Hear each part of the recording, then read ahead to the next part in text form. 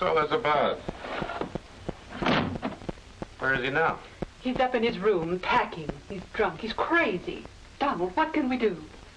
What do you mean he's drunk? Does he know what he's doing? No, I don't think so. He reeled in here a little after 3, singing and making speeches. You can't stop me. Nobody can stop me now. Donald, he was terrible. Well, what does he mean we can't stop him? He's impossible. He thinks he's going to be a great actor just because somebody offered him a job in a summer stock company. Donald, you must stop him. Well, coming in here drunk, who does he think he is? Hello, Dad. Glad to have the chance to say goodbye. Where do you think you're going? Going to work? Yes, sir. Going to my first real job. All right, Frank, now snap out of it. You got your mother all upset. She thinks you're serious. Can't you see, Donald? He is serious. And drunk, besides. Have you been drinking? I had a couple of beers with the fellows over at Eddie's house. Kind of farewell party. They were wishing me luck. More than anybody around here seems ready to do. Oh, Donald, I told you he means it. Well, if you won't stop him, I will. You're not going past me, Frank. Now listen, Mother, let's not have a scene. I know you don't want me to take this job, but I'm 18 years old and I know what I want.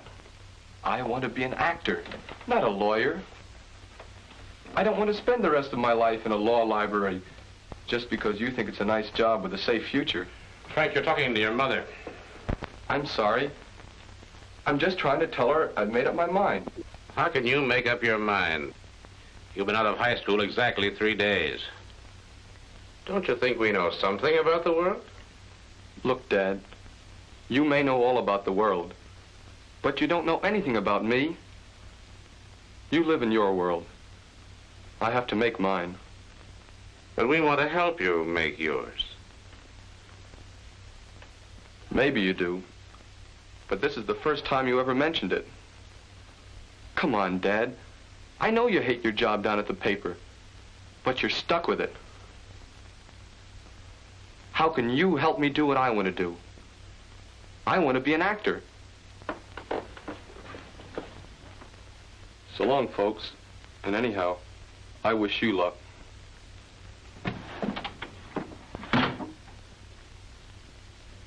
Well, now, Liz, take it easy. You'll be all right. All right. All right.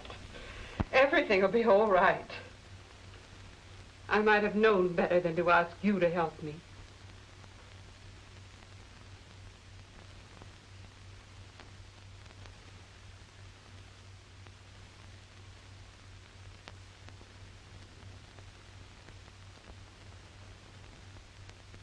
And that was the last they saw of the boy.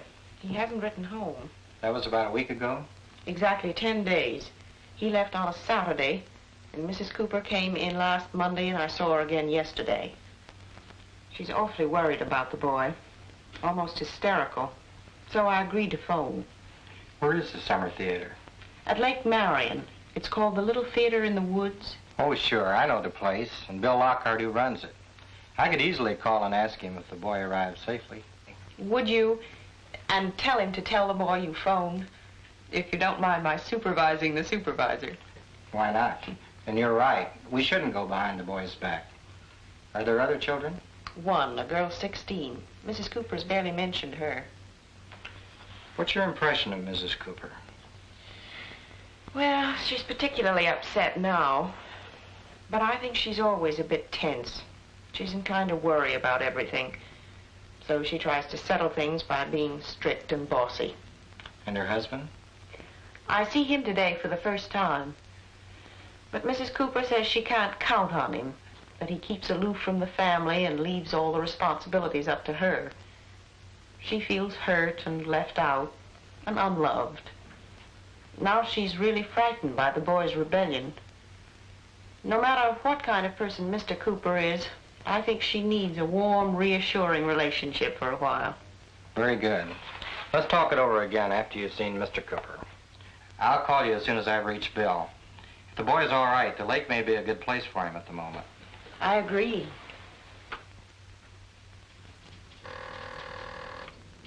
Family service. Good afternoon. I'm sorry he's out today. 2:30 Tuesday? Yes, I'll tell him. Thank you for calling.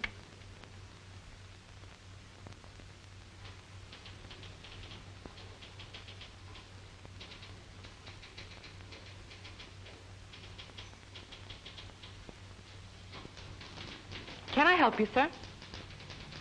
I'm supposed to see Mrs. Wright. My name's Donald Cooper. Yes, Mr. Cooper. I'll tell Mrs. Wright you're here.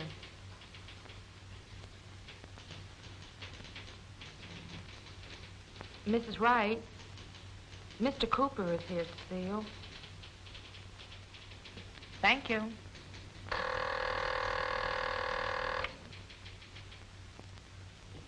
Yes, Miss Bonham. I'll try them.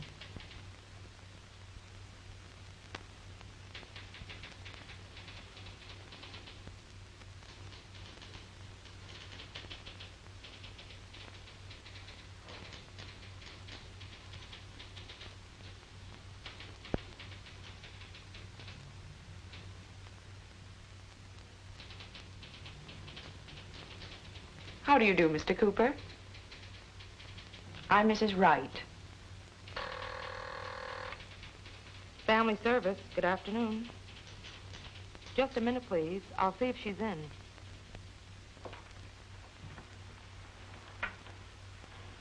Put your hat on that chair, Mr. Cooper, and sit down. I'm glad you agreed to come in and see me. Well, why shouldn't I come? He's my kid, too.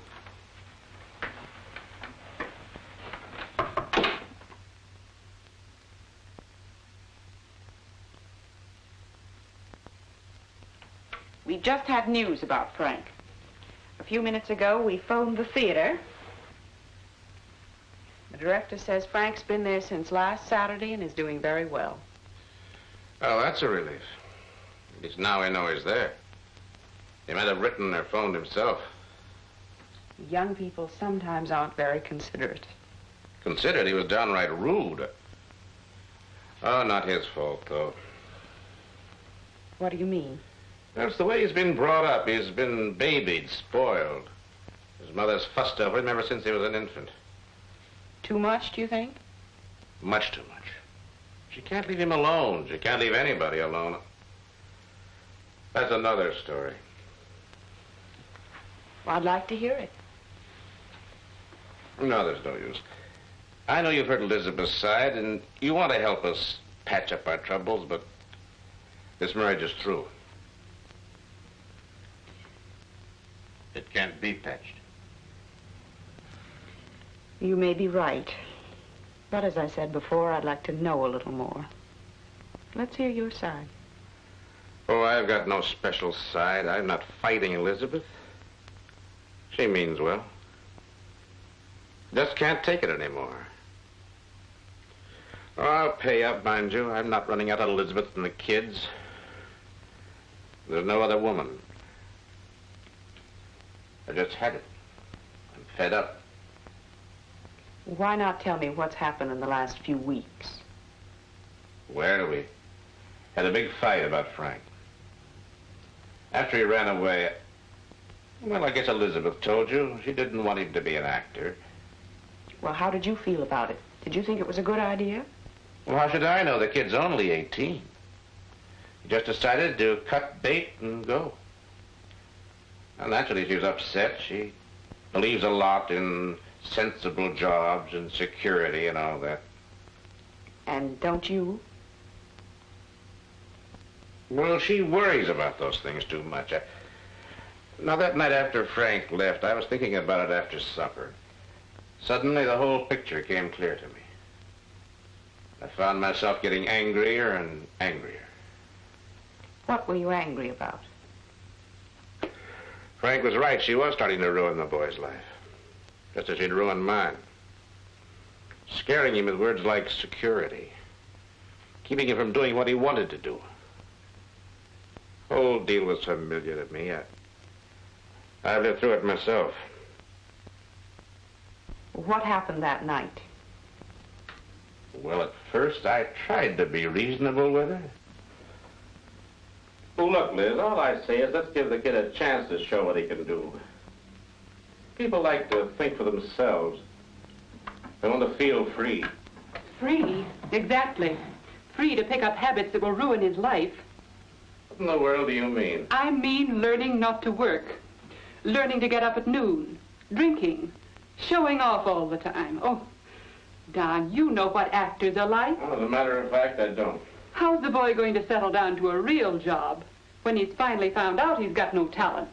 It'll be just that much harder to face reality. What makes you say he's got no talent? How do you know? Oh, Don, wake up. This is just a dream. He's had a role in 2 high school plays. Now he has a chance to play little parts in a summer theater. Does that prove he has talent? All right. Maybe it is a dream, so what? It's Frank's dream, and he's got a right to it. Lots of people have dreams, Elizabeth. And it's their parents' duty to tell them when it's time to wake up. Frank is an actor. Why, it's preposterous.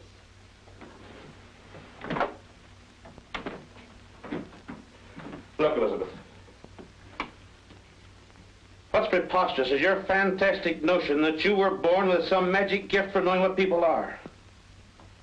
Don't you ever stop for a moment to consider that you might be wrong sometimes? That some people might have talents you can't understand? That maybe they just want to try something new because it interests them or excites them? Don, what's the matter with you? You're shouting. Well, then maybe you'll hear me. I've been trying to tell you this for the last 18 years, you haven't heard it yet. Even though the kid knows it. What's the matter with me? Everything's the matter with me. I'm over 40 years old, Elizabeth. Still working at a job I took 20 years ago because you made speeches about security and reality. When I was hunting for a chance to prove my talent. To find work I wanted to do.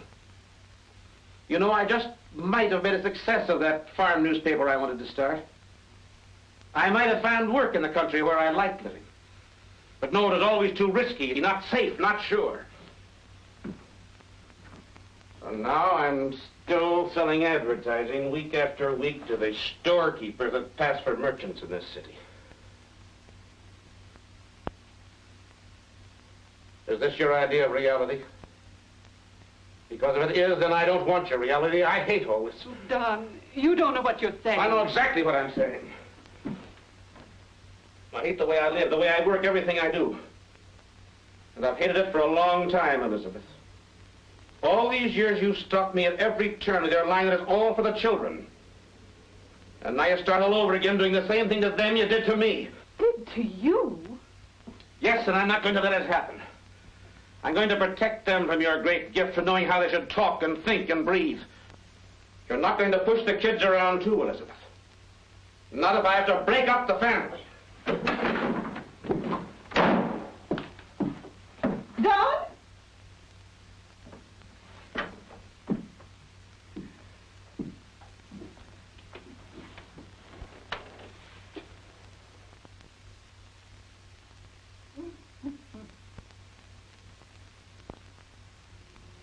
And I went out then and took a walk around the block. I slept on the living room sofa that night, if you can call it sleeping. I guess Elizabeth had a bad night, too. I'm sure she did. Yes, the next day was Sunday, and we hardly talked. Then Monday, she came here, she told me. I'm sorry about her being so upset. First the boy, then me. But I just can't help it. How do you mean, sorry? Well, it's hard to explain. Though I blame Elizabeth for the mess I'm in. I know it's not her fault. She can't help being what she is. Now take this thing about money, for instance. It's funny, it seems to be all she ever thinks about. Yet she never spends money on herself, like some women do. Hardly ever goes out. Well, let's get back to you. You talk about the mess you're in. How bad is it? Pretty bad. If it weren't for my fishing, I don't think I could go on week after week. Fishing? I'm president of the local anglers club. You spend a lot of time at it? Quite a bit. You see, it's a way of getting off by myself. Getting away from people. Why do you want to be alone? So I can get a little peace and quiet. That's the kind of a person I am. I need time to think, or sometimes not to think. I can relax when there's nobody around telling me what to do, nobody expecting me to do something I don't want to do. Besides, I get a kick out of just being in the outdoors. Sometimes when I'm fishing, I get the feeling I own the stream. That's because I know it better and can use it better than anybody else. Isn't it a little lonely? Oh, you get a great kick out of winning a really tough fight. There's some special satisfaction in outwitting the crafty ones. And I admit I enjoy knowing I'm considered to be the best fisherman in the county. Fishing really seems to make up to you for a lot of things you miss in life. I think so. Well, I miss them in life. What do you mean? Well, even if you fish a lot, you may spend part of 100 days a year at it. What about the other 265? Maybe fishing isn't enough. Maybe you're missing a lot of satisfactions. What satisfactions? Well, it might be nice to get some kick out of your real life. Your job and your home and family. Sure, but how? Why not think about it yourself and then come in and talk to me? Say next week at the same time? Perhaps we could think of some ways together. Don't you think you've been missing most of the fun in life? Well, I don't know.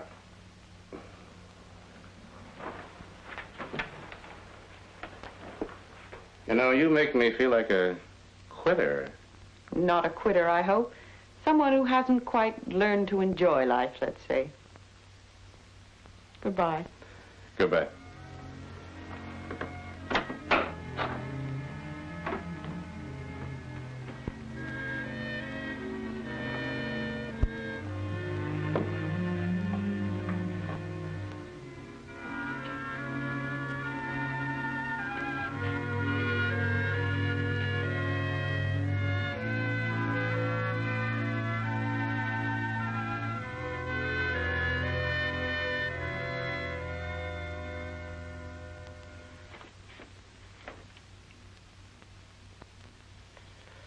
You know that Mrs. Wright down at Family Service.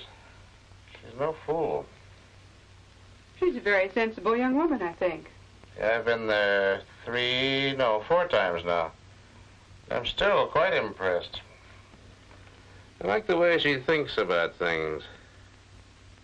If you're after information, she told me I didn't have to discuss our meetings with you. Okay, I know that. I wasn't after anything. I just wanted to tell you I like her.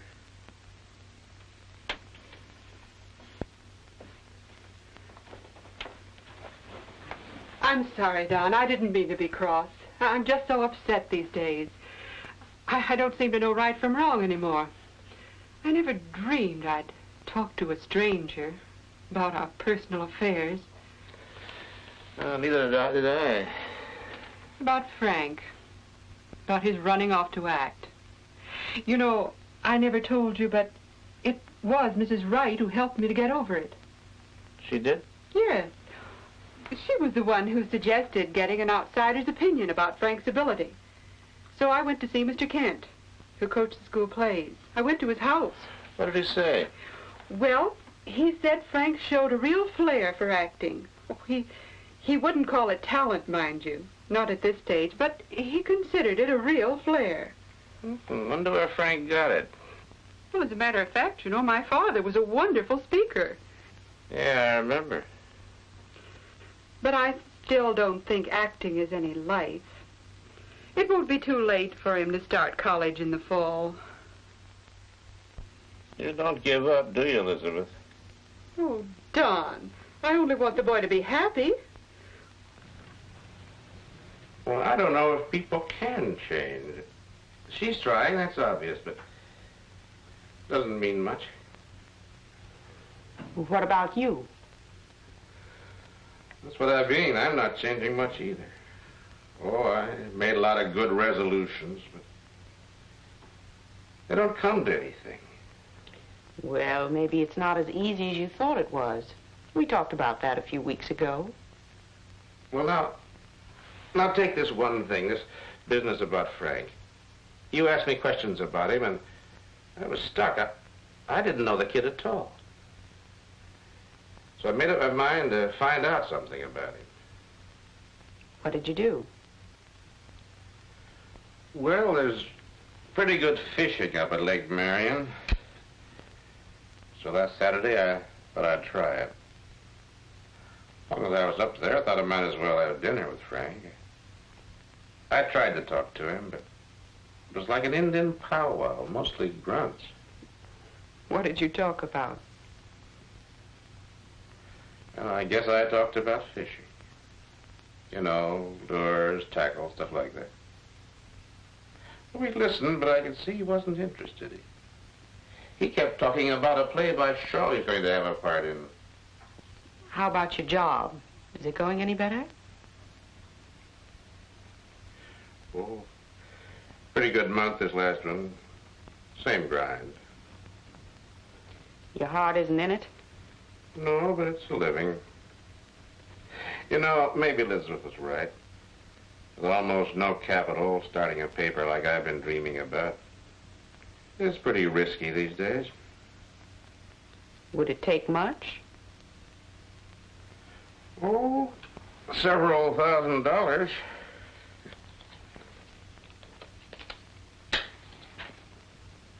$5 or $10.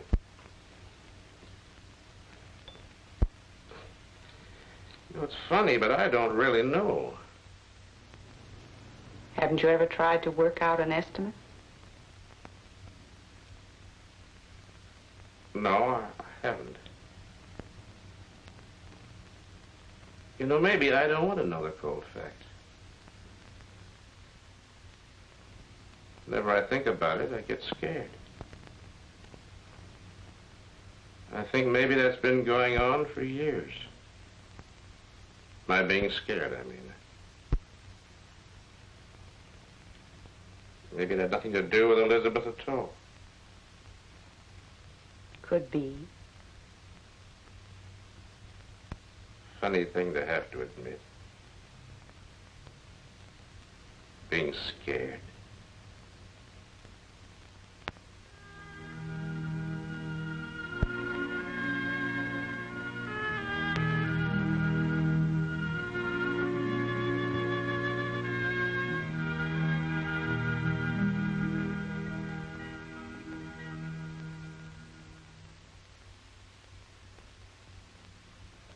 The only reason he's coming here is to take me to the party. He still had time to make other plans. I don't want Paul to make other plans.